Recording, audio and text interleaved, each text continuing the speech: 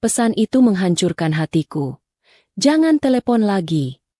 1 bulan aku diam, mengubur rasa dan air mata. Tiba-tiba suamiku menelepon, memohon uang cicilan iPhone dengan suara memelas. Dengan dingin ku jawab, "Maaf, aku tak punya suami." Kini, biarlah ia memeluk penyesalan di perantauan, sementara aku bangkit sendirian. Sebelum ceritanya dimulai, silakan tulis di kolom komentar dari daerah mana saja teman-teman yang menonton cerita ini. Kalian mendengarkan cerita ini sambil aktivitas apa? Nyapu, ngepel, tiduran, atau rebahan? Yuk, kita simak kisahnya. Sore itu, langit di atas Yogyakarta tampak labu, seolah turut merasakan kesedihan yang menggelayut di hati Kinanti. Gerimis turun perlahan, membasahi aspal jalanan yang berlubang di sana-sini, menciptakan genangan air keruh yang memantulkan cahaya lampu jalan yang mulai menyala remang-remang. Di stasiun Lempuyangan, hiruk-pikuk penumpang beradu dengan suara peluit kereta yang melengking panjang, sebuah tanda perpisahan yang menyakitkan bagi mereka yang harus pergi. Kinanti, wanita berusia 28 tahun dengan wajah ayu namun gurat kelelahan tampak jelas di matanya, merapatkan jaket tipisnya. Ia berdiri di samping Dimas, suaminya, yang sedang membetulkan tali tas ransel besar di punggungnya. Tas itu berisi seluruh harapan mereka. Pakaian seadanya, ijazah terakhir, dan mimpi untuk mengubah nasib. Dimas, lelaki berusia 30 tahun itu, menatap istrinya dengan pandangan yang sulit diartikan, campuran antara tekad yang kuat dan ketakutan akan dunia baru yang akan ia hadapi di Jakarta. "Mas," panggil Kinanti pelan. Suaranya nyaris tenggelam oleh suara pengumuman kedatangan kereta dari pengeras suara stasiun. "Hati-hati di sana. Ya, jangan lupa makan. Obat masuk anginnya sudah aku taruh di kantong depan tas." Dimas mengangguk.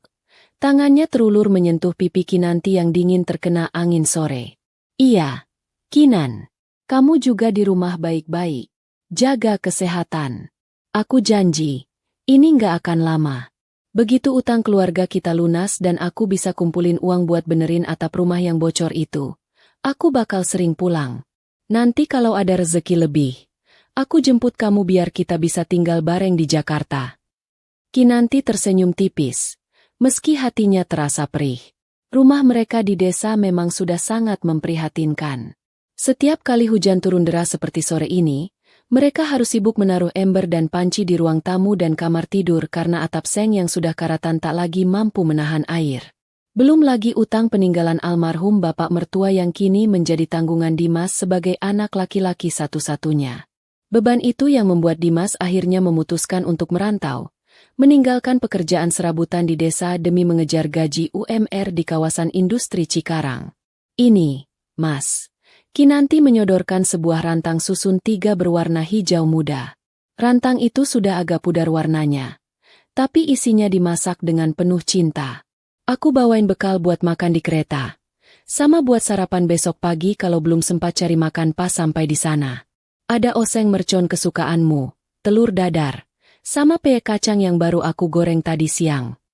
Dimas menerima rantang itu dengan mata berkaca-kaca. Ia tahu betul, untuk memasak lauk pauk ini, Kinanti pasti menyisihkan uang belanja mereka yang pas-pasan. "Makasih, Dek. Kamu nggak usah repot-repot padahal uangmu harusnya kamu simpan buat makan sehari-hari." "Nggak apa-apa, Mas. Biar kamu kuat," jawab Kinanti. Kereta Bengawan yang akan membawa Dimas ke arah barat perlahan mulai terlihat dari kejauhan. Lampu sorotnya membelah gerimis sore. Orang-orang mulai berdesakan mendekati bibir peron. Suasana menjadi semakin riuh. Pedagang asongan berteriak menawarkan air mineral dan tisu, sementara para porter berlarian mengangkut barang bawaan penumpang yang menggunung. Di tengah keriuhan itu, Kinanti melakukan sesuatu yang tak diketahui Dimas. Saat Dimas sibuk mengecek tiket di tangannya, dengan gerakan cepat namun hati-hati, Kinanti menyelipkan sebuah amplop kecil ke dalam saku jaket lusuh yang dikenakan Dimas. Amplop itu berisi uang tabungan terakhir Kinanti, hasil dari berjualan gorengan dan peyek selama berbulan-bulan yang ia kumpulkan sedikit demi sedikit di bawah kasur. Jumlahnya tidak banyak, hanya 300.000 rupiah, tapi bagi Kinanti, itu adalah nyawanya untuk bertahan hidup seminggu ke depan.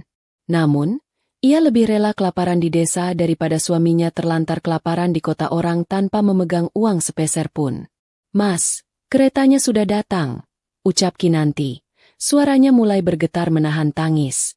Dimas menoleh, lalu memeluk Kinanti erat-erat. Pelukan itu terasa hangat di tengah udara stasiun yang dingin. Aroma keringat Dimas bercampur dengan bau hujan menjadi aroma yang akan sangat dirindukan Kinanti nanti malam. "Doakan aku sukses." "Ya, aku janji, Dek. Aku janji akan pulang setiap lebaran.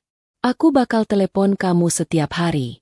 Aku bakal kerja keras biar kamu nggak usah capek-capek lagi jualan peyek keliling kampung," bisik Dimas di telinga istrinya. "Iya, Mas. Aku percaya sama kamu. Ingat pesan ibu, jangan tinggalin salat. Jangan tergoda macam-macam," pesan Kinanti sambil mengusap punggung suaminya. Peluit panjang berbunyi, tanda kereta siap diberangkatkan sebentar lagi. Petugas stasiun mulai meniup peluit dan mengibarkan papan sinyal. Dimas melepaskan pelukannya, menatap wajah istrinya lekat-lekat seolah ingin merekam setiap inci wajah itu dalam ingatannya. "Aku berangkat," kata Dimas singkat, karena jika ia berbicara lebih panjang, air matanya pasti akan tumpah. Dimas melangkah masuk ke dalam gerbong ekonomi yang padat. Ia berjuang mencari tempat duduknya di antara kardus-kardus dan tas penumpang lain. Setelah menemukan kursinya di dekat jendela, ia segera membukanya. Di luar, di peron yang basah, Kinanti masih berdiri mematung. Wanita itu melambaikan tangan dengan senyum yang dipaksakan. Air mata mulai mengalir di pipi Kinanti, bercampur dengan rintik hujan yang semakin deras. Kereta mulai bergerak perlahan. Roda besinya beradu dengan rel, menciptakan suara jedak-jeduk yang konstan. Dimas melambaikan tangan dari balik kaca jendela yang buram. Sosok Kinanti semakin lama semakin mengecil, hingga akhirnya hilang ditelan jarak dan kelokan rel. Di dalam kereta yang sesak dan panas, Dimas duduk termenung.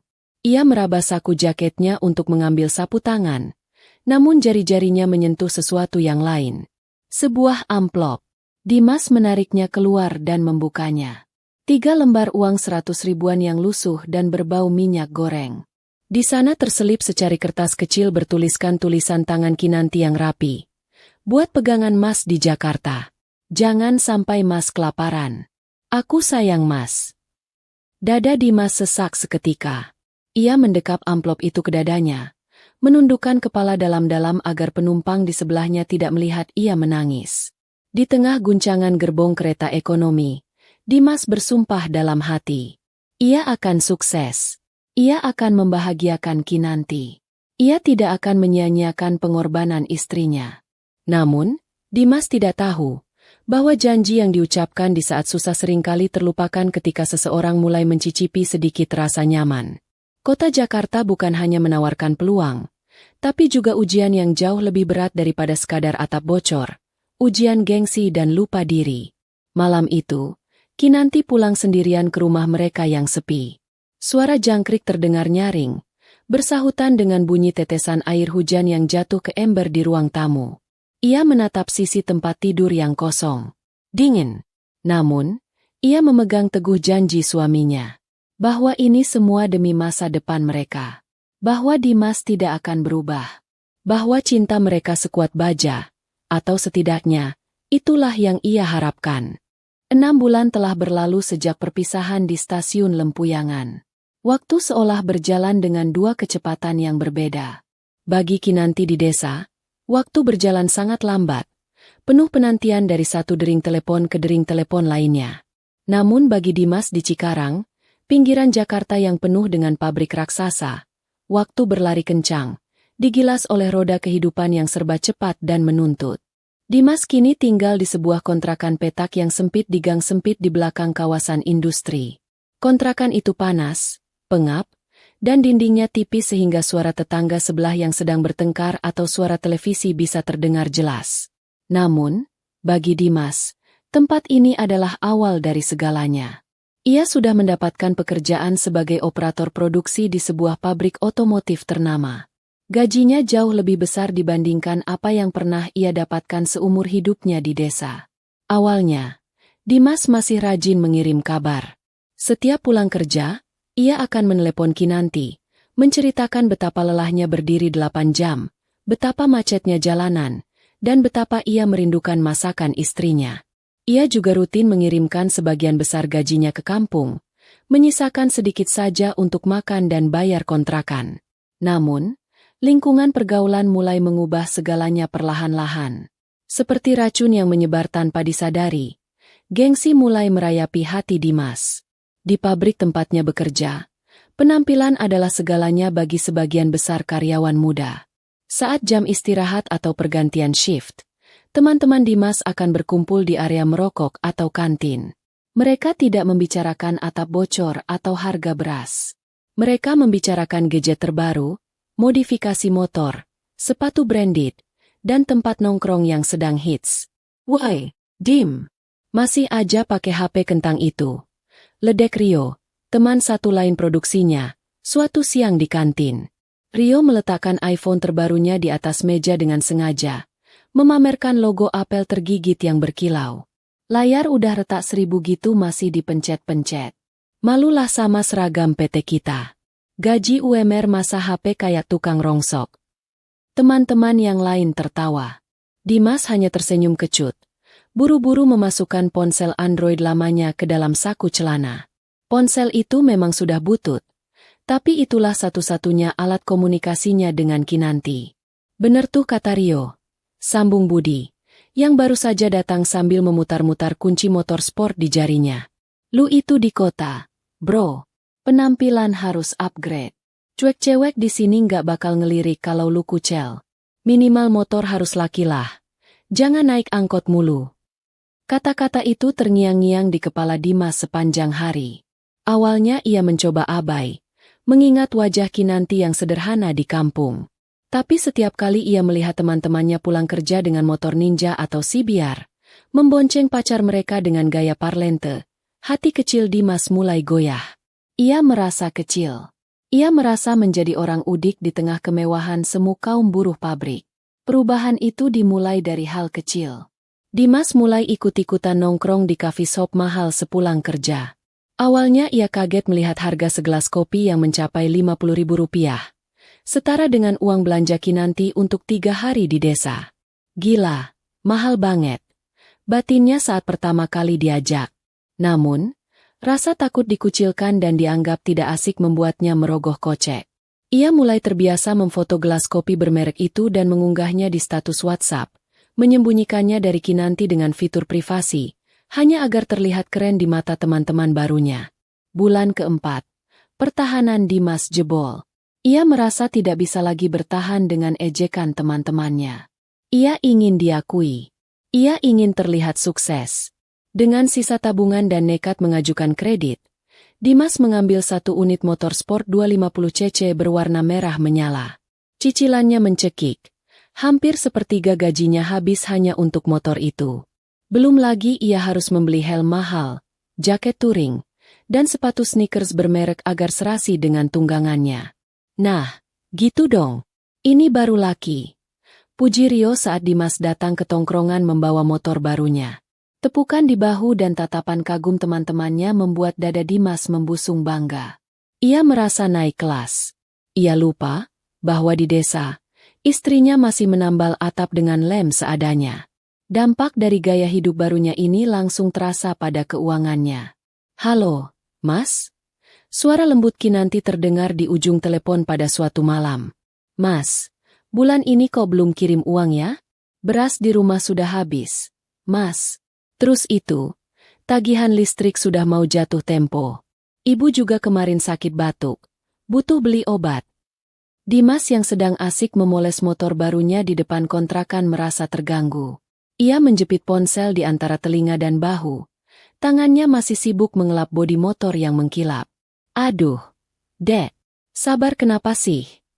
Nada bicara Dimas mulai meninggi, tidak selembut dulu. "Jakarta itu keras, Dek. Biaya hidup di sini mahal. Makan mahal, transport mahal. Kamu di desa kan bisa makan seadanya dulu. Sayur kan bisa petik di kebun. Masa apa-apa harus beli?" Kinanti terdiam di seberang sana. Suaranya terdengar bergetar. "Tapi Mas, Aku cuma minta 500.000 saja buat sebulan. Biasanya Mas kirim 1 juta lebih. Pieku lagi sepi karena hujan terus. Mas, minyak goreng juga naik. Iya, iya. Nanti kalau ada sisa aku kirim. Jangan nuntut teruslah. Pusing aku. Aku di sini kerja banting tulang buat siapa kalau bukan buat kalian. Bentak Dimas. Padahal, uang itu habis bukan untuk biaya hidup, melainkan untuk membayar cicilan motor dan traktir teman-temannya agar dianggap loyal. Dimas mematikan telepon sepihak. Ia merasa bersalah sejenak, tapi kemudian notifikasi grup WhatsApp geng motornya berbunyi. Ajakan touring ke puncak akhir pekan ini. Rasa bersalah itu segera tergantikan oleh antusiasme. Ah, Kinanti pasti ngerti. Nanti bulan depan aku kirim lebih. Gumamnya menghibur diri sendiri. Sebuah kebohongan yang ia ciptakan untuk menutupi egoismenya. Hari berganti minggu. Frekuensi telepon Dimas semakin jarang. Jika dulu ia menelepon setiap hari, kini seminggu sekali pun jarang. Alasannya selalu sibuk lembur. Padahal ia sedang asik nongkrong di kafe, tertawa lepas dengan teman-temannya yang sama-sama terjebak dalam gaya hidup hedonisme kelas pekerja. Dimas mulai merasa bahwa Kinanti adalah beban. Setiap kali nama, istriku, muncul di layar ponsel, yang terbayang di benak Dimas bukanlah wajah cantik istrinya, melainkan daftar permintaan uang, beli beras, bayar listrik, atap bocor, obat ibu. Ia merasa Kinanti tidak mendukung kemajuan yang sedang ia capai. Ia merasa istrinya di kampung terlalu kampungan dan tidak mengerti gaya hidup modern yang kini ia jalani. Puncaknya adalah ketika Dimas melihat promo iPhone 15 Pro Max di sebuah mall besar di Jakarta Selatan saat ia sedang jalan-jalan bersama Rio. Ponsel lamanya memang benar-benar sudah malu-maluin untuk dikeluarkan saat nongkrong. Ambil aja, bro. Pakai paylater atau kartu kredit. Cicilan ringan kok. Cuma 2 jutaan sebulan. Hasut Rio. Masa motor udah keren. HP masih burik. Nggak sinkron, bro. Dimas menelan ludah. Cicilan motornya saja sudah berat. Ditambah biaya kos dan makan. Uang kiriman ke kampung sudah nyaris tidak ada bulan ini. Tapi, kilau ponsel titanium di etalase itu begitu menggoda. Ia membayangkan betapa kerennya ia saat meletakkan ponsel itu di meja kafe nanti malam. Oke, aku ambil, kata Dimas mantap. Ia menandatangani kontrak cicilan baru tanpa memikirkan konsekuensinya. Tanpa memikirkan Kinanti yang mungkin malam ini sedang makan nasi berlauk garam. Dimas keluar dari toko itu dengan perasaan euforia. Ia merasa menjadi raja dunia. Ia lupa bahwa ia sedang membangun istana pasir di tepi pantai yang siap disapu ombak kapan saja. Ia benar-benar telah lupa pada janji di stasiun Lempuyangan. Lupa pada rantang hijau berisi oseng mercon, dan lupa pada amplop berisi uang receh yang pernah menyelamatkannya. Dan di kampung, Kinanti masih setia menunggu, mengira suaminya sedang berjuang keras demi keluarga, tanpa tahu bahwa suaminya sedang berjuang keras demi sebuah pengakuan semu. Malam Jumat itu, desa Karangrejo seolah sedang ditenggelamkan oleh langit. Hujan turun bukan lagi seperti air, melainkan seperti jarum-jarum es yang menghantam bumi tanpa ampun. Angin kencang menderu-deru, menggoyangkan pepohonan bambu di belakang rumah Kinanti hingga menimbulkan suara berkeriut yang menyeramkan. Kilatan petir sesekali menyambar, menerangi ruangan tengah rumah kayu itu yang temaram, memperlihatkan betapa rapuhnya perlindungan yang dimiliki Kinanti saat ini. Di dalam kamar yang dindingnya ditempeli koran bekas untuk menutupi celah papan, Kinanti menggigil hebat. Tubuhnya meringkuk di bawah selimut tipis bermotif bunga yang warnanya sudah kusam. Wajahnya pucat pasi, namun keningnya terasa membara. Sudah 2 hari ia demam tinggi. Tulang-tulangnya terasa ngilu seakan dipukuli, dan setiap kali ia mencoba menelan ludah, tenggorokannya terasa seperti disayat pisau. Tetes, tetes, tetes. Suara air hujan yang bocor menetes ke dalam ember di sudut kamar menjadi satu-satunya teman Kinanti malam itu. Ember itu sudah hampir penuh, dan jika tidak segera diganti, airnya akan meluap membasahi lantai tanah yang sudah lembab. Dengan sisa tenaga yang ada, Kinanti memaksakan diri untuk bangun. Kepalanya berdenyut hebat, pandangannya berkunang-kunang. Ia menyeret langkahnya yang berat, mengangkat ember itu, dan membuang isinya ke halaman belakang. Dinginnya angin malam langsung menusuk tulang rusuknya, membuatnya terbatuk-batuk hingga dadanya sakit. Kembali ke tempat tidur, Kinanti menatap ponsel lamanya yang tergeletak di samping bantal. Baterainya tinggal sedikit, dan sinyal di desa saat hujan badai begini seringkali timbul tenggelam. Ia menatap layar itu dengan penuh harap. Tidak ada pesan masuk. Tidak ada panggilan tak terjawab. Kosong. Perutnya perih. Sejak pagi ia hanya makan bubur nasi dengan sedikit garam. Persediaan beras tinggal tersisa 1 cangkir. Cukup untuk besok pagi saja. Uang pegangannya benar-benar habis. Dagangan peyeknya minggu ini sepi pembeli karena hujan terus-menerus membuat orang malas keluar rumah. Ia butuh uang, bukan untuk bermewah-mewah, tapi hanya sekadar Rp50.000 untuk berobat ke mantri desa dan membeli 1 kilogram beras. Mas Dimas. Lirihnya. Air mata panas mulai menggenang di pelupuk matanya. Kinanti berperang dengan batinnya sendiri. Ia tahu Dimas sering marah belakangan ini jika ditelepon. Tapi ia benar-benar tidak punya pilihan. Rasa sakit di tubuhnya semakin menjadi-jadi. Dengan jari gemetar, ia menekan tombol hijau pada nama, suamiku. Ut. Panggilan tersambung. Namun tidak diangkat. Kinanti mencoba lagi. Ut. Masih tidak ada jawaban. Sementara itu, ratusan kilometer jauhnya dari desa yang gelap dan basah itu, Dimas sedang duduk di sebuah beer garden di kawasan Kemang, Jakarta Selatan. Suasana di sana sangat kontras. Lampu-lampu neon berwarna ungu dan biru menghiasi ruangan. Musik live akustik mengalun merdu membawakan lagu-lagu top 40, dan aroma kopi bercampur asap rokok memenuhi udara. Dimas duduk semeja dengan Rio dan 2 teman wanita dari divisi HRD yang baru mereka kenal. Dimas tampak gagah dengan jaket denim branded, hasil cicilan kartu kredit, dan rambut yang ditata rapi dengan pomade mahal. Ia sedang menceritakan kesuksesannya memimpin proyek di pabrik, sebuah bualan yang ia karang untuk membuat kedua wanita di depannya terkesan. Jadi gitu, Rah. Kalau bukan karena gue yang turun tangan, itu lini produksi pasti stop total, kata Dimas sambil menyesap ais latte-nya dengan gaya sok elegan. Tiba-tiba, ponsel Dimas yang ia letakkan telungkup di meja bergetar hebat. Layarnya menyala, menampilkan nama, istriku. Getaran itu membuat meja sedikit berguncang, mengganggu tawa renyah mereka. Dimas melirik ponselnya dengan ekor mata.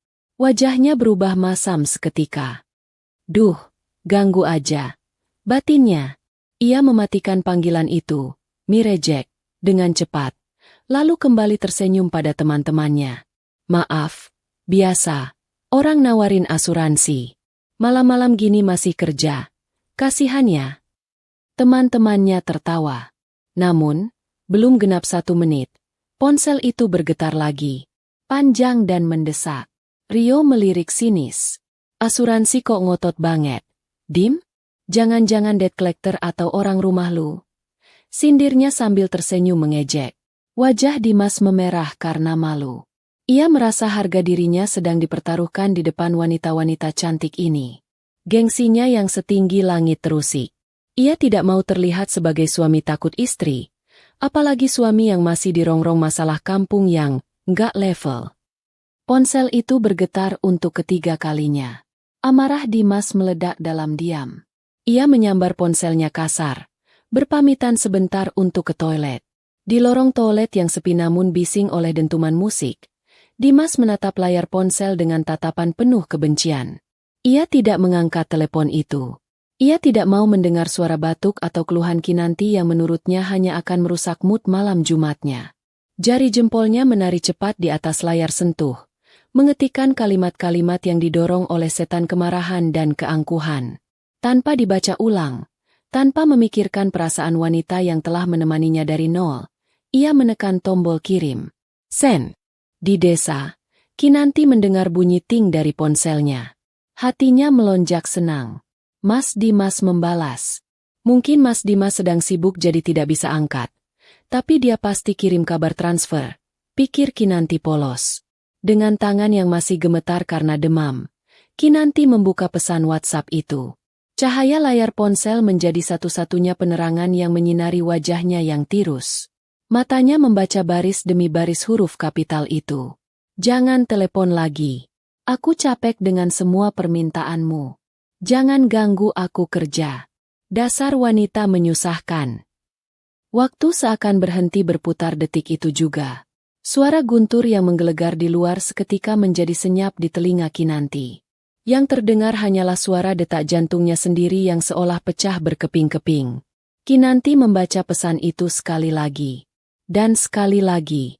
Memastikan matanya tidak salah baca karena demam. Tapi tulisan itu nyata. Setiap hurufnya seperti paku yang dihunjamkan ke dadanya. Menyusahkan, bisiknya lirih, suaranya parau. Bayangan perjuangannya berkelebat. Ia yang rela makan nasi garam demi Dimas bisa ongkos ke Jakarta. Ia yang menjual anting pernikahan ibunya demi melunasi utang judi ayah Dimas dulu. Ia yang membungkuskan uang 300.000 terakhir di saku jaket Dimas 6 bulan lalu. Kinanti tidak membalas pesan itu. Jempolnya menggantung di atas layar. Tapi tenaganya hilang. Ia meletakkan ponsel itu perlahan di samping bantal seolah benda itu adalah bara api yang panas. Air matanya tidak langsung tumpah. Rasa sakitnya terlalu dalam hingga melampaui kemampuan air mata untuk mewakilinya. Ia hanya menatap langit-langit kamar yang bocor. Air hujan menetes tepat mengenai keningnya yang panas, lalu mengalir ke pipi, bercampur dengan keringat dingin. Barulah beberapa menit kemudian, isak tangis itu pecah. Bukan tangisan meraung-raung, melainkan tangisan tertahan yang menyakitkan. Kinanti memeluk lututnya sendiri, menggigit bibir bawahnya hingga berdarah agar suaranya tidak terdengar oleh tetangga. Di tengah badai malam itu, di antara demam yang membakar tubuh dan dingin yang menusuk tulang, sesuatu di dalam diri Kinanti mati. Cintanya, harapannya, dan kepercayaannya pada Dimas, luruh bersama hujan malam itu. Ia sadar, ia sendirian sekarang. Benar-benar sendirian. 1 bulan telah berlalu sejak malam jahanam itu. Waktu seakan membeku dan kemudian mencair kembali dalam bentuk yang berbeda bagi Kinanti. Pagi itu, pasar tradisional Kecamatan Karangrejo tampak becek sisa hujan semalam. Aroma khas pasar, perpaduan bau ikan asin, sayuran segar, terasi, dan lumpur, menguap ke udara. Hiruk-pikuk pedagang dan pembeli tawar-menawar menjadi musik latar kehidupan sehari-hari. Di salah satu sudut pasar, tepat di depan toko Mas Sinar Jaya, Kinanti berdiri tegak. Penampilannya sedikit berubah. Tidak ada lagi wajah sendu yang selalu menunduk malu. Wajahnya kini terlihat lebih tegas, meski sorot matanya dingin dan datar. Ia mengenakan kebaya sederhana namun rapi. Rambutnya digelung ke belakang tanpa hiasan apapun. Ia melangkah masuk ke dalam toko emas itu. Di tangannya, ia menggenggam sebuah kotak bludru merah kecil yang sudah usang. "Ada yang bisa dibantu, Mbak?" tanya pelayan toko, seorang pria paruh baya berkacamata. Kinanti meletakkan kotak itu di atas etalase kaca. Ia membukanya perlahan. Di dalamnya, tergeletak sebuah cincin emas polos seberat 3 gram. Cincin kawinnya. Benda yang dulu dipakaikan Dimas dengan janji sehidup semati di depan penghulu. "Saya mau jual ini, Pak. Berapa taksirannya?" Suara Kinanti tenang, tanpa getar sedikit pun. Pelayan itu mengambil cincin tersebut, menimbangnya, dan menggosoknya sedikit di batu uji. "Emas tua ini, Mbak. Tapi model lama dan suratnya sudah agak lecek. Paling saya bisa ambil 1.800.000. Gimana?" Dulu, Kinanti mungkin akan menangis saat harus melepas benda ini. Ia akan mengingat kenangan manis saat Dimas menabung berbulan-bulan demi membelinya. Tapi hari ini, memori itu tidak menimbulkan rasa apa-apa. Cincin itu hanyalah benda logam. Benda yang tidak bisa dimakan saat ia kelaparan, dan tidak bisa dipakai untuk berobat saat ia sakit. "Baik, Pak. Saya lepas," jawab Kinanti mantap. Uang 1.800.000 rupiah berpindah tangan. Kinanti memasukkannya ke dalam dompet kainnya dengan hati-hati. Saat ia melangkah keluar dari toko emas, ia merasa ringan. Seolah beban berat yang selama ini mengikat jari manisnya telah terlepas. Ia melihat jari manisnya yang kini kosong, meninggalkan bekas garis putih yang kontras dengan kulitnya yang sawo matang. Ia mengusap bekas itu sekali, lalu mengepalkan tangannya.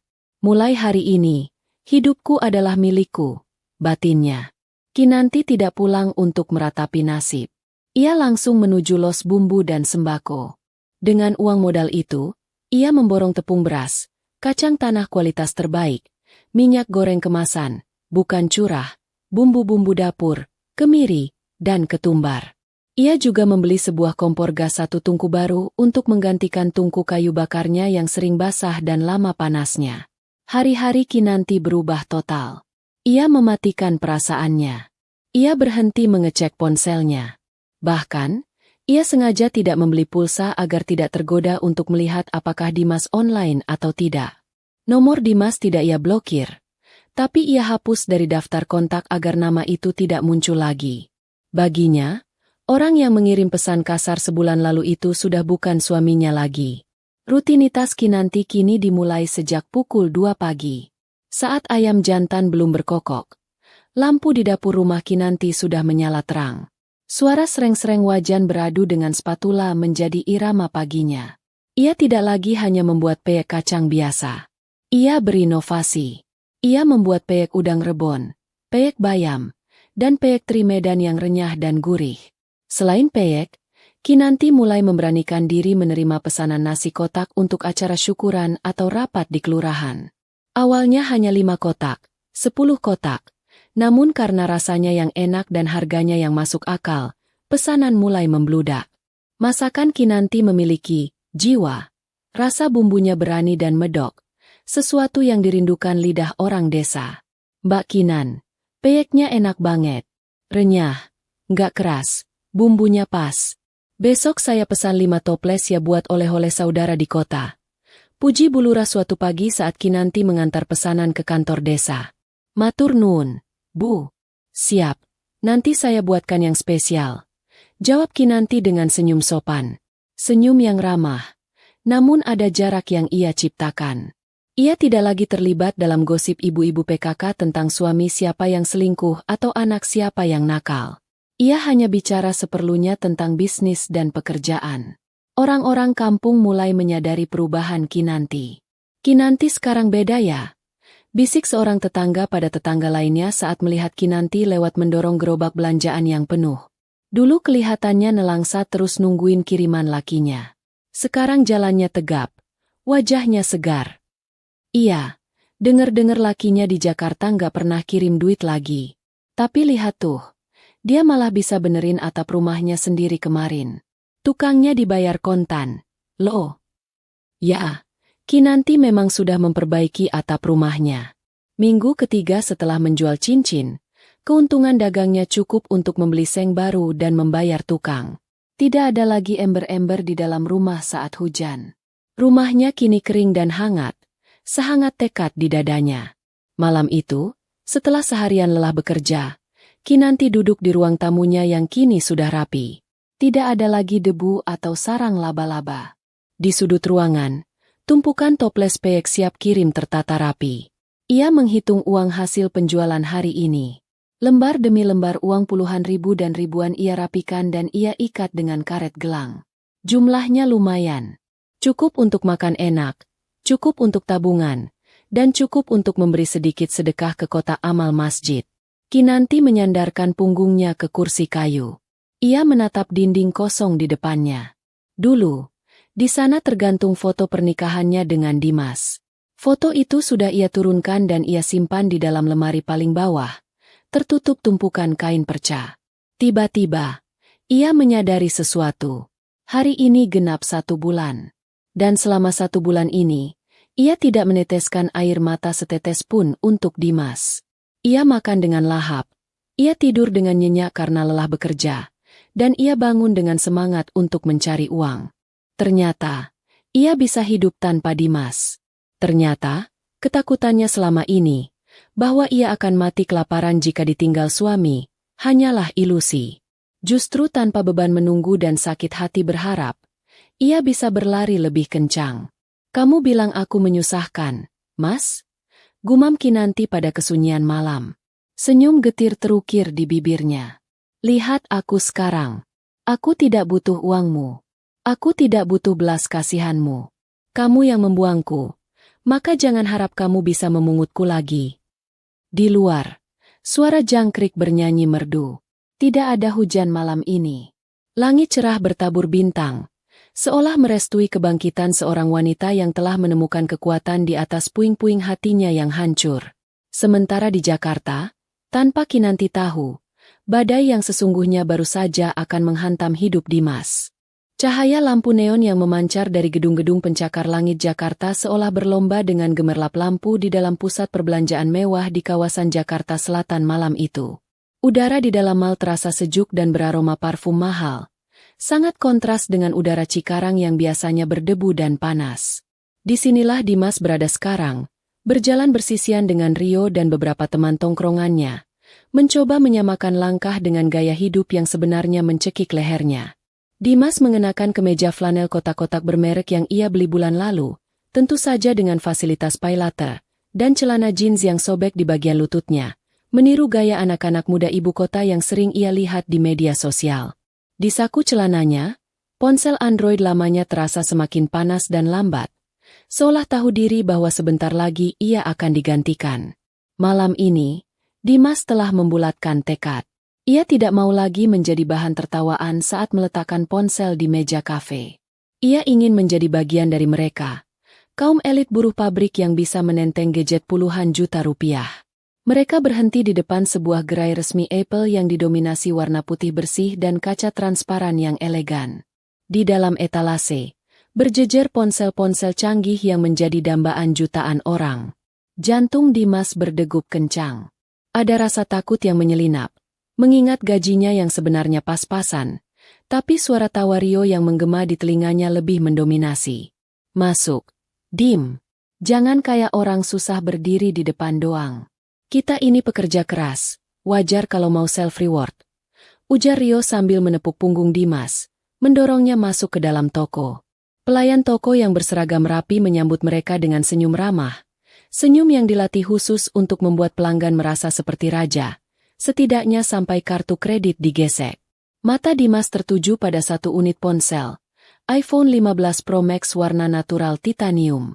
Benda itu tampak begitu kokoh, mewah, dan berkilau di bawah sorot lampu downlight. Yang ini, Mas, spesifikasi paling tinggi, memori 256 GB. Kameranya jangan ditanya, Mas, buat bikin story malam hari juga bening banget. Cocok buat Mas yang eksekutif muda, rayu pelayan toko itu. Pandai sekali membuai ego Dimas. Kata, eksekutif muda, melambungkan angan Dimas. Ia lupa bahwa ia hanyalah operator mesin yang berdiri 8 jam sehari di lantai produksi. Ia lupa bahwa di desa, istrinya sedang memanaskan sayur sisa kemarin untuk makan malam. Yang ada di kepalanya hanyalah imajinasi betapa kagumnya teman-teman wanitanya nanti. Dan betapa teman-teman SMA-nya di kampung akan iri melihat postingan Instagramnya. Saya ambil yang ini, Mbak, kata Dimas, berusaha terdengar santai, padahal telapak tangannya berkeringat dingin. Pembayaran tunai atau cicilan, Mas? Cicilan. Pakai limit kredit online aplikasi ini bisa, kan? Dimas menunjukkan aplikasi pinjaman di ponsel lamanya. Prosesnya begitu cepat. Hanya dengan beberapa ketukan jari, pemindaian wajah, dan tanda tangan digital, Dimas resmi memiliki utang baru sebesar lebih dari 20 juta rupiah, ditambah bunga yang mencekik. Ia tidak membaca syarat dan ketentuan. Ia tidak menghitung berapa total yang harus ia bayar dalam 12 bulan ke depan. Yang ia tahu, malam ini ia pulang membawa kotak putih kecil yang akan menaikkan derajat sosialnya. Keluar dari toko, Dimas merasa seperti manusia baru. Ia segera memindahkan kartu SIM-nya. Malam itu, di sebuah kafe mahal, ia mentraktir Rio dan 2 teman lainnya sebagai perayaan HP baru. Ia memotret cangkir kopinya dengan mode portrait, mengagumi betapa bokeh latar belakang fotonya. Ia mengunggahnya ke status WhatsApp dengan caption, "Kerja keras tidak mengkhianati hasil. Alhamdulillah, rezeki anak soleh." Ia lupa memblokir nomor Kinanti untuk status itu. Atau mungkin ia memang sudah tidak peduli. Selama 2 minggu berikutnya, Dimas hidup di atas awan. Ia menjadi pusat perhatian di jam istirahat pabrik. Teman-teman wanitanya meminjam HP barunya untuk mirror selfie di toilet. Dimas merasa dihargai, merasa dilihat.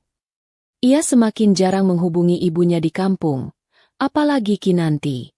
Uang gajinya bulan ini sudah habis dipotong cicilan motor dan uang muka HP. Sisanya ludes untuk traktir sana-sini. Ia berencana meminjam uang lagi ke aplikasi pinjol lain untuk biaya makan sehari-hari. Gali lubang tutup lubang, yang penting gaya, pikirnya naif. Namun, roda kehidupan berputar lebih cepat dari yang ia duga. Suatu pagi di hari Senin, suasana pabrik terasa berbeda. Tidak ada canda tawa di area loker saat pergantian shift. Wajah-wajah tegang terlihat di mana-mana. Desas-desus yang selama ini hanya dianggap angin lalu, tiba-tiba menjadi badai nyata yang siap menerjang. Order mobil dari luar negeri menurun drastis akibat resesi global, dan manajemen pabrik harus mengambil langkah efisiensi ekstrim. Sirine tanda istirahat berbunyi, tapi bukan untuk makan siang. Seluruh karyawan shift pagi dikumpulkan di aula besar, hall, pabrik.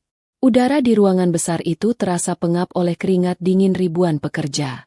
Manajer HRD berdiri di podium dengan wajah suram, memegang mikrofon yang suaranya menggema memantul di dinding-dinding seng.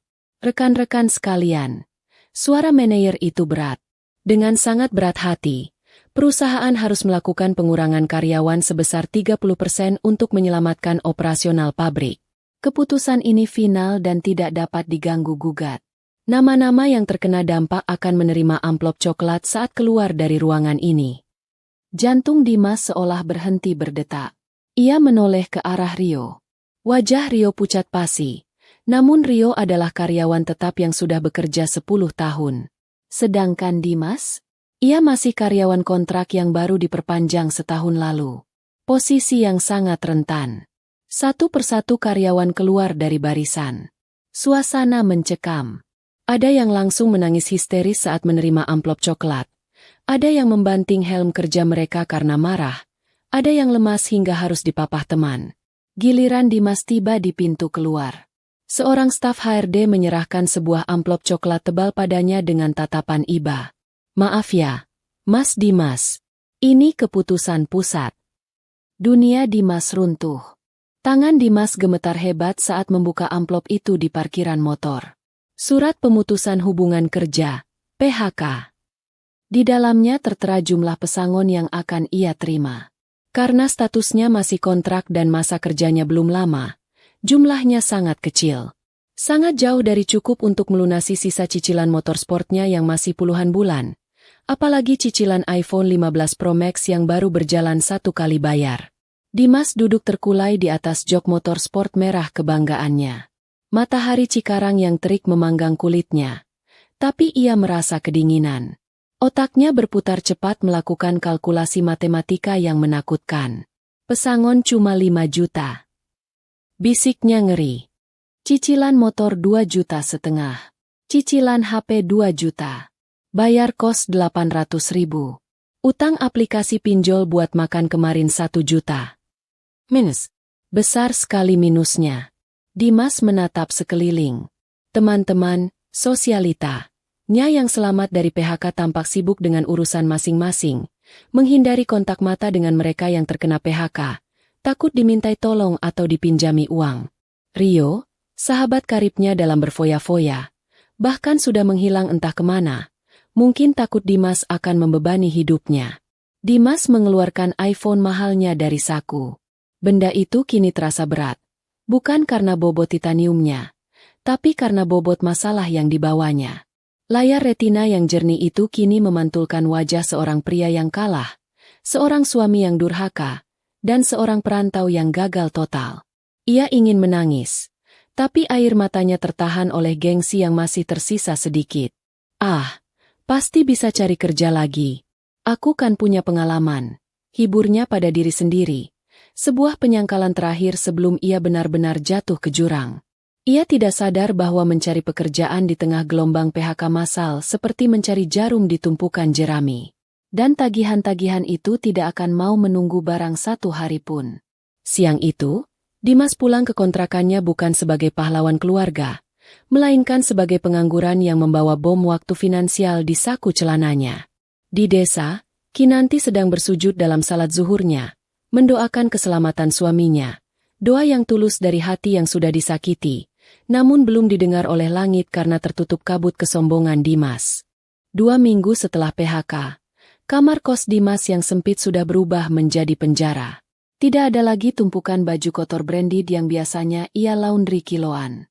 Ruangan itu berantakan, penuh dengan bungkus mie instan dan puntung rokok. Udara di dalamnya apek, mencerminkan keputusasaan penghuninya. Kipas angin kecil di sudut ruangan berputar lemah, seolah malas mengusir hawa panas Jakarta yang membakar. Dimas berbaring di kasur busa tipis tanpa spray. Tubuhnya kurus, matanya cekung dengan lingkaran hitam yang pekat. Ia belum mandi 2 hari. Pesangon yang ia terima sudah menguap tak berbekas. Sebagian besar habis untuk membayar denda keterlambatan pinjaman online bulan lalu agar tidak diteror. Dan sisanya habis untuk makan dan beli rokok guna menenangkan pikiran. Kini, dompetnya benar-benar kosong. 0 rupiah. Dok, dok, dok. Suara gedoran pintu yang keras dan kasar membuat Dimas terlompat dari tidurnya. Jantungnya berpacu liar. Itu bukan ketukan tamu atau ibu kos. Itu ketukan malaikat pencabut nyawa dalam bentuk debt collector. Dimas, keluar lo. Jangan ngumpet kayak tikus. Teriak suara berat dari luar. Dimas gemetar. Ia merapatkan tubuhnya ke dinding, menahan napas. Ia tahu siapa mereka. Itu adalah orang-orang lapangan dari leasing motor. Sudah 2 bulan ia menunggak cicilan motor sportnya. Sejak di PHK, ia memprioritaskan membayar bunga pinjol karena teror mereka lewat telepon sangat mengerikan. Namun akibatnya cicilan motor terbengkalai. Dok, dok, dok, gue tahu lo di dalam. Motor lo ada di depan. Keluar atau gue dobrak pintunya. Pintu kamar kos yang terbuat dari triplek tipis itu bergetar hebat. Tetangga-tetangga kos mulai keluar, berbisik-bisik.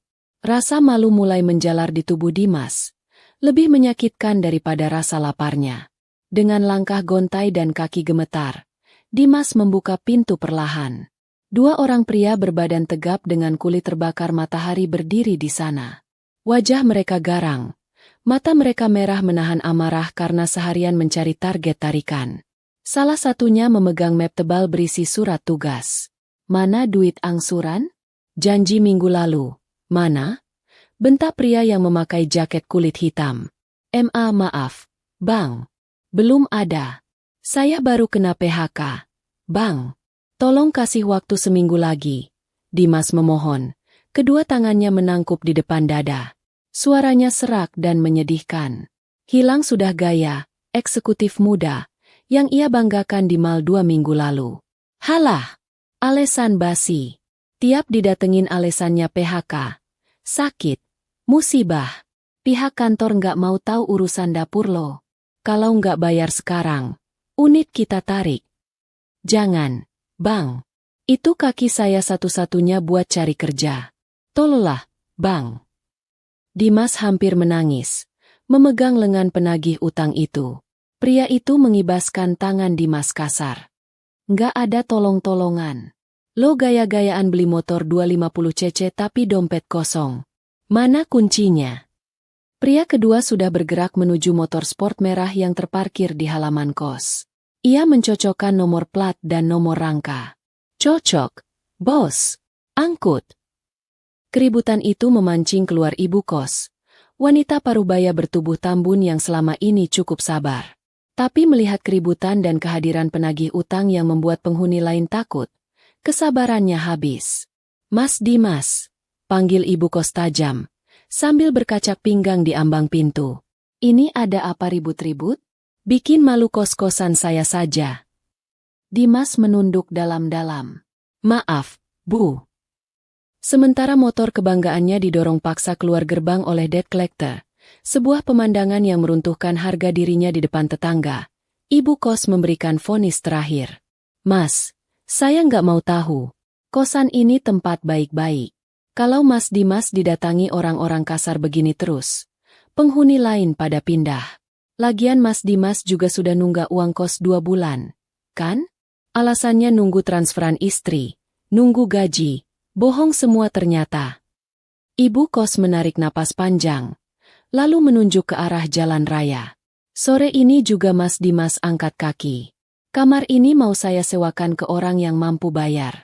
Saya kasih waktu sampai jam 5 sore buat beres-beres. Dunia Dimas gelap seketika. Motor ditarik, diusir dari tempat tinggal. Ia berdiri mematung di halaman kos yang panas, menatap jejak ban motornya yang hilang di aspal. Ia benar-benar telah jatuh ke titik terendah.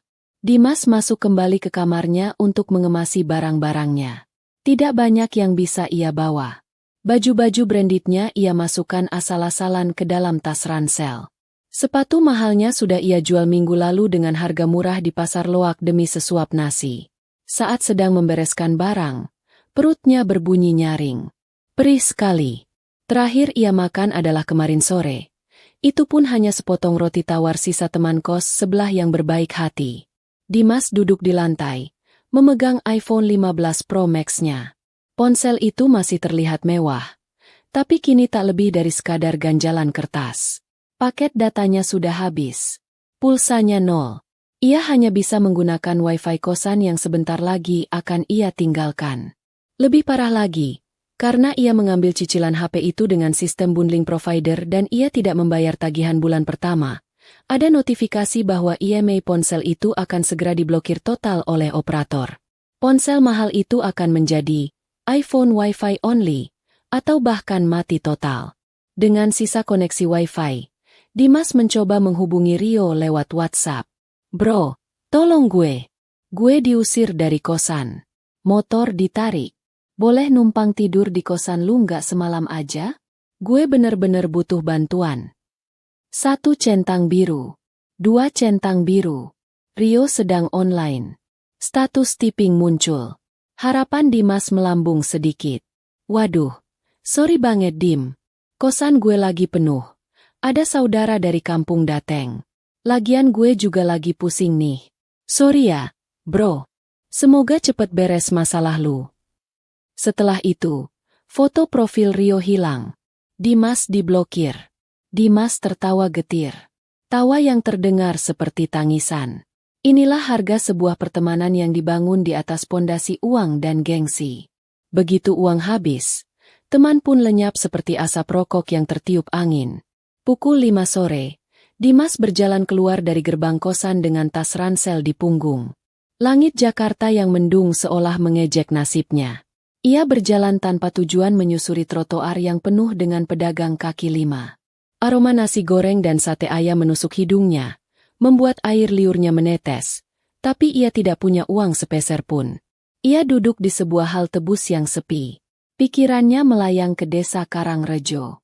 Bayangan wajah Kinanti muncul di benaknya. Istrinya yang sederhana, yang masakannya selalu hangat, yang tidak pernah menuntut macam-macam.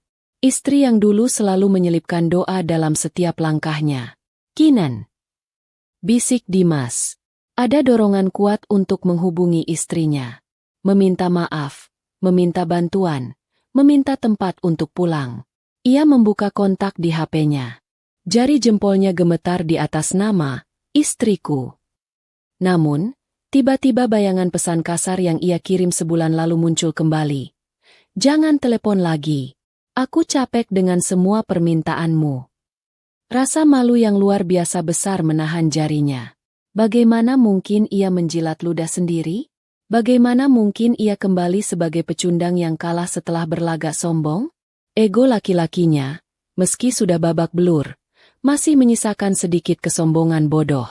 Enggak. Gue nggak boleh minta tolong Kinan sekarang. Gue harus usaha sendiri dulu. Kalau gue sukses lagi, baru gue hubungi dia. Batin Dimas, masih saja delusional di tengah kelaparan. Ia memutuskan untuk tidur di emperan toko yang sudah tutup malam itu. iPhone mahalnya ia peluk erat-erat di dalam jaket, takut dicopet. Ironi yang menyedihkan, memeluk barang mewah seharga puluhan juta, tapi tidur beralaskan kardus bekas di pinggir jalan, dengan perut kosong yang melilit perih. Malam itu, untuk pertama kalinya, Dimas merasakan dinginnya Jakarta yang sesungguhnya. Dingin yang tidak berasal dari AC mal, tapi dari kesepian dan penyesalan yang mulai merambat naik, meski belum sepenuhnya ia akui. Di kejauhan, suara takbir berkumandang dari masjid. Dimas memejamkan mata, dan setitik air mata akhirnya jatuh membasahi pipinya yang kotor oleh debu jalanan. Suasana di desa Karangrejo sore itu begitu damai. Kontras dengan badai yang pernah menerjang hati Kinanti sebulan lalu. Matahari sore yang hangat menerobos masuk melalui jendela kaca nako yang baru dipasang, menggantikan jendela kayu lapuk yang dulu sering dimakan rayap. Ruang tamu rumah Kinanti kini telah berubah wajah. Lantai tanah yang dulu lembab telah berganti menjadi keramik putih bersih ukuran 40x40 yang memantulkan cahaya. Dinding anyaman bambu telah dilapisi GRC board dan dicat warna krem yang menenangkan. Di tengah ruangan, Kinanti duduk bersimpuh di atas karpet bulu rasfur yang empuk. Di hadapannya, berserak buku catatan keuangan, kalkulator, dan tumpukan uang tunai yang jumlahnya tidak sedikit. 3 orang tetangga yang kini menjadi karyawannya baru saja pulang setelah seharian membantu menggoreng ratusan peyek dan mengemas nasi kotak pesanan pabrik gula di kecamatan sebelah. Alhamdulillah, desis Kinanti pelan. Tangannya yang cekatan menghitung lembar demi lembar uang berwarna merah dan biru. Bisnisnya meledak. Keputusannya untuk menjual cincin kawin dan mematikan rasa pada suaminya ternyata membuka pintu rezeki yang selama ini tertutup oleh air mata. Kinanti kini bukan lagi istri nelangsa yang menunggu kiriman. Ia adalah bos kecil yang dihormati. Ia baru saja membeli kulkas 2 pintu secara tunai untuk menyimpan stok bahan makanan. Sebuah kemewahan yang dulu hanya bisa ia mimpikan saat Dimas masih ada di sini. Saat ia sedang asik menulis rekapitulasi laba mingguan, ponsel Android lamanya yang tergeletak di atas meja bergetar panjang. Kinanti berhenti menulis. Dering telepon itu terdengar asing di telinganya karena sudah lama sekali ponsel itu sunyi dari panggilan pribadi. Biasanya hanya panggilan pesanan dari pelanggan. Kinanti melirik layar ponselnya. Jantungnya sempat berhenti berdetak sesaat. Di layar yang retak itu, terpampang jelas nama penelponnya, suamiku. Kinanti terdiam. Ia memang belum sempat memblokir nomor itu, hanya menghapus riwayat chat dan mematikan notifikasinya. Namun, nama itu masih tersimpan, sebuah sisa kenangan yang mungkin lupa ia buang. Ada jeda yang panjang sebelum Kinanti mengulurkan tangan. Dulu, setiap kali nama itu muncul, ia akan menyambarnya dengan penuh antusiasme, berharap mendengar suara rindu. Tapi kali ini, tangannya terasa berat, bukan karena rindu, melainkan karena rasa enggan. Namun, rasa penasaran dan firasat aneh mendorongnya untuk menggeser tombol hijau itu. Kinanti tidak langsung bersuara. Ia menempelkan ponsel ke telinga, menunggu suara dari seberang sana. Halo? Dek? Kinan? Suara itu terdengar. Suara Dimas. Tapi bukan suara Dimas yang gagah dan sombong seperti sebulan lalu. Suara itu terdengar serak, gemetar, dan menyedihkan. Ada nada panik yang tertahan di sana, seperti suara orang yang sedang tercekik lehernya. Ya, jawab Kinanti singkat. Dek, tanpa emosi. Alhamdulillah kamu angkat, Dek. Dimas terdengar menghela napas panjang, seolah lega luar biasa. Dek, aku mau ngomong penting. Jangan dimatiin dulu ya. Tolong banget. Kinanti tidak menjawab, hanya membiarkan hening mengisi sambungan telepon itu. Di Jakarta, Dimas sedang berdiri di pojok sebuah wartel, warung telepon, pinggir jalan, karena pulsanya habis dan ia meminjam HP tukang ojek dengan janji bayar nanti. Keringat dingin mengucur deras di pelipisnya. Dek, gini. Dimas terbata-bata. Ia mencoba merangkai kata, mencoba memanipulasi situasi seperti yang biasa ia lakukan. Aku lagi kena musibah sedikit di Jakarta. Dompetku kecopetan. ATM semua hilang. Terus, ini ada tagihan mendesak yang harus dibayar hari ini juga. Kalau enggak, aku bisa kena masalah besar sama orang kantor. Dimas berbohong. Ia tidak berani bilang ia di PHK. Ia tidak berani bilang ia diusir dari kos. Gengsinya masih terlalu tinggi untuk mengakui ia gelandangan. Masalah apa? Tanya Kinanti dingin. Itu, cicilan HP. Dek. iPhone yang aku pakai buat kerja. Ini penting banget buat komunikasi sama bos. Kalau nggak dibayar hari ini, HP-nya bakal diblokir dan ditarik kolektor. Aku dikejar-kejar orang leasing. Dek, aku takut. Suara Dimas mulai pecah, memelas. Tolongin mas. Dek, kirimin 3 juta aja. 3 juta aja buat nutup bulan ini sama bunga denda. Nanti begitu aku gajian bulan depan, aku ganti 2 kali lipat. Fendi. Mendengar angka 3 juta dan alasan, iPhone, darah Kinanti mendidih. Namun anehnya, wajahnya tetap tenang. 3 juta adalah uang yang ia kumpulkan dengan susah payah menggoreng peyek di depan kompor panas berjam-jam. 3 juta adalah uang yang dulu Dimas hamburkan dalam semalam hanya untuk traktir teman-temannya. Sementara Kinanti di desa harus berutang beras. Kinanti menarik napas panjang, mengisi paru-parunya dengan udara rumahnya yang baru direnovasi, rumah yang ia bangun dengan keringatnya sendiri. Mas butuh 3 juta? Tanya Kinanti pelan, memastikan. Iya, Dek. Iya. Tolong banget, Dek. Kamu kan pasti ada simpanan. Atau pinjam dulu sama ibu atau tetangga. Mas janji bakal ganti. Mas mohon, Dek. Mas nggak punya siapa-siapa lagi di sini. Kalimat terakhir itu menohok hati Kinanti. Mas nggak punya siapa-siapa lagi. Kalimat itu terdengar sangat ironis. Bukankah sebulan lalu Dimas punya segalanya? Teman-teman kaya, tongkrongan mewah, dan gaya hidup yang membuatnya merasa Kinanti adalah pengganggu? Kinanti memejamkan mata, mengingat malam hujan badai sebulan lalu. Mengingat demam tingginya. Mengingat pesan Wa dengan huruf kapital yang membunuh jiwanya. Jangan ganggu aku. Saat ia membuka mata, sorot matanya telah berubah.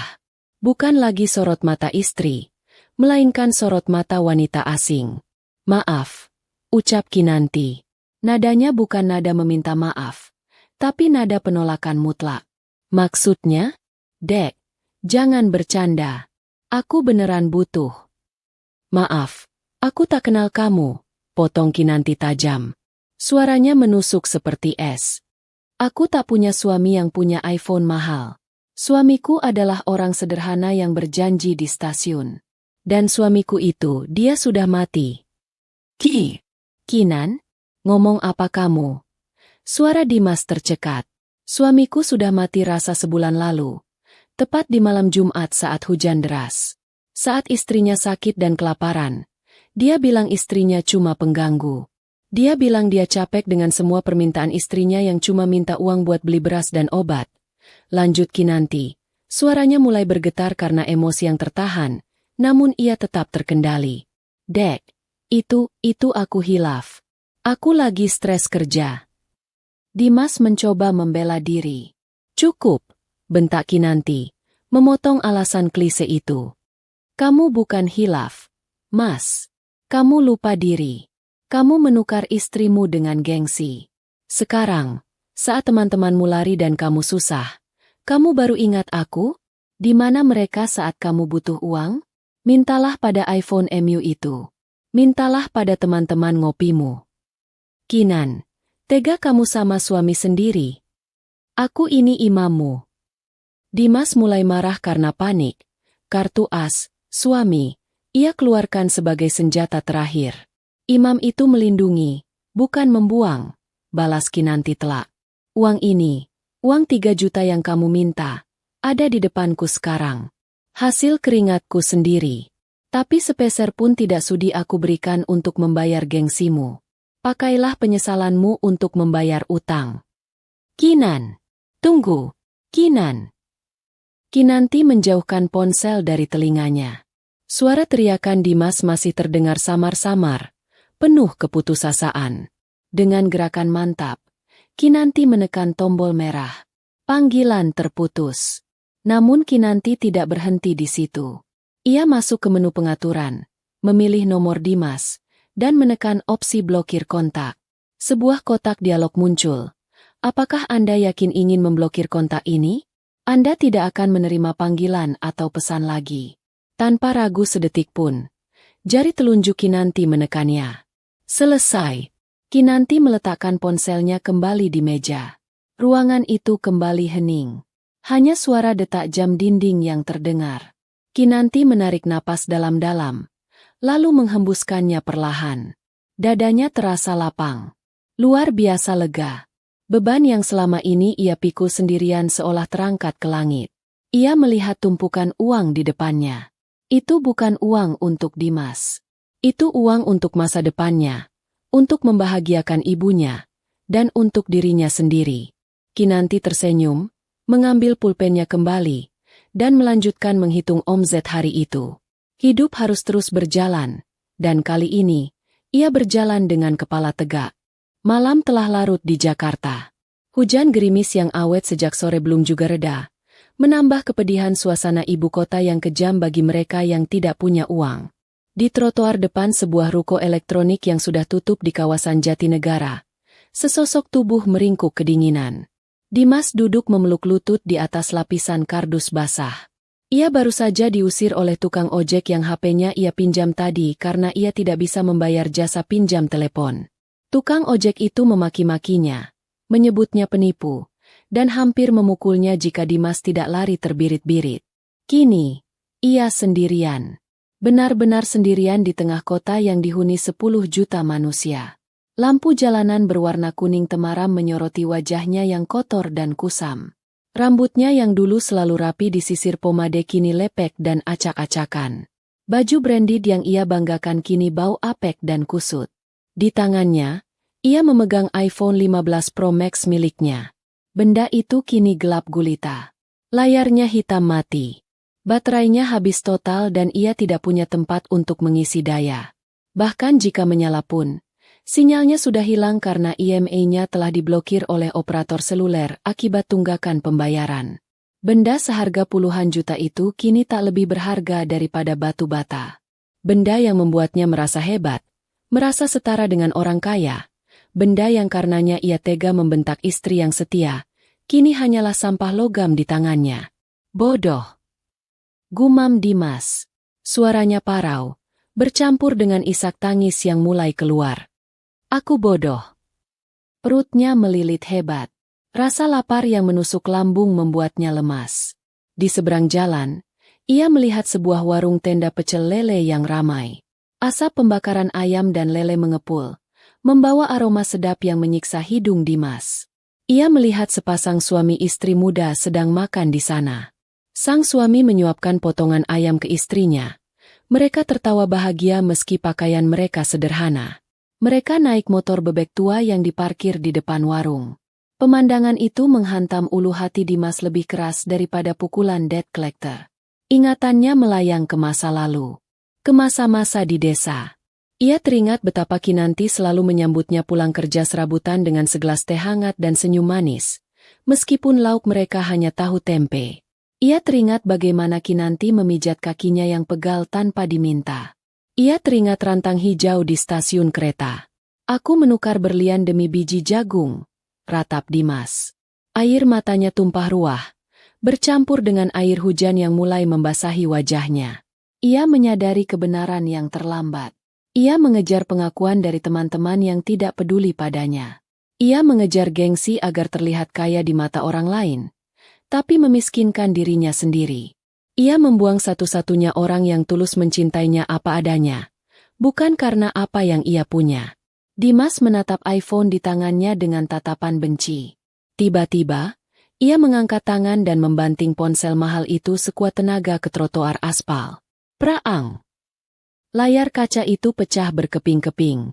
Bodi titaniumnya tergores kasar. Tapi pecahnya ponsel itu tidak mengembalikan apa-apa. Tidak mengembalikan motornya. Tidak mengembalikan pekerjaannya, dan yang paling menyakitkan, tidak akan pernah bisa mengembalikan hati Kinanti. Dimas menangis sejadi-jadinya di pinggir jalan, tidak peduli pada tatapan orang yang lewat yang mengiranya orang gila. Penyesalan itu datang seperti ombak besar yang menggulungnya, membuatnya sesak napas. Kata-kata Kinanti terngiang-ngiang terus di kepalanya seperti rekaman rusak.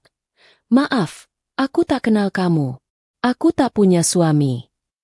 Sementara itu, ratusan kilometer dari sana, di sebuah rumah nyaman di Jawa Tengah, Kinanti baru saja selesai melaksanakan salat Isya. Wajahnya basah oleh air wudhu, terlihat segar dan bercahaya. Ia melipat mukenanya dengan rapi. Aroma masakan tercium dari dapur. Ibu Kinanti sedang menghangatkan sayur lodeh dan menggoreng ikan asin. "Enduk, ayo makan dulu. Mumpung hangat," panggil ibunya. Kinanti tersenyum. Ia berjalan menuju meja makan kayu jati yang baru ia beli. Di sana tersaji nasi putih pulen yang mengepul, sambal terasi, lalapan segar, dan ikan asin. Sederhana, tapi baginya malam ini terasa seperti perjamuan raja. Ia mengambil piring, menyendokkan nasi. Tidak ada beban di pundaknya. Tidak ada rasa cemas menunggu telepon yang tak kunjung berdering. Tidak ada rasa sakit hati membaca pesan kasar. Hatinya damai. Ia merasa utuh kembali sebagai manusia. Kinanti menyuapkan nasi ke mulutnya. Nikmat. Sangat nikmat. Di luar, hujan sudah reda, menyisakan aroma tanah basah yang menenangkan. Kinanti menatap keluar jendela, ke arah bulan yang bersinar terang. Dalam hatinya, ia telah menutup sebuah buku cerita lama yang penuh air mata, dan kini ia sedang menulis halaman pertama dari buku baru yang berjudul Bahagia Tanpa Gengsi. Dan di Jakarta, di bawah guyuran hujan yang kembali turun, Dimas memunguti pecahan iPhone-nya dengan tangan gemetar, sebuah simbol dari hidupnya yang kini telah hancur berantakan, tanpa ada jalan untuk kembali pulang. Tamat.